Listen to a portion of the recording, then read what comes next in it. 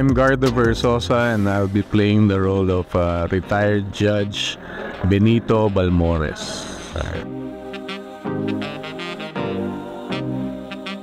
Bali itong judge na to, base sa pagkakaintindi ko sa character niya is corrupt, and then may nakatagong masamang side niya na hindi nakikita ng daughter niya. Pinapalabas niya like pag nasa public siya na ideal siya, kagalang-galang, matulungin, kumbaga malapit sa tao, pero like deep inside kabaliktaran lahat yon.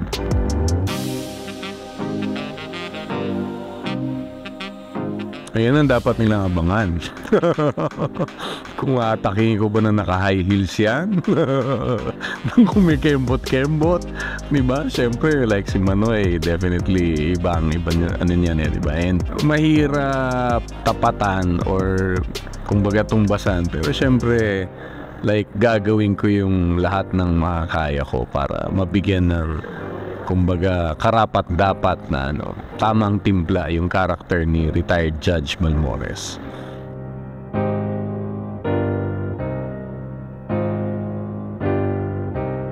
Actually kasi miss ko nang gumawa ng kontrabida.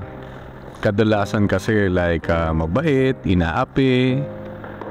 Pag kasi ganun, siyempre hindi naman ako nagbubuhat ng bangko, pero kumbaga malapit na yun sa katauhan mo eh. So like for me, it's either parang magpe-play ng bading, ng kontrabida, na kumbaga basta yung malayo dun sa totoong katauhan mo. Yun yung masarap gawin, and at the same time, mas may enjoy mo siyang laruin.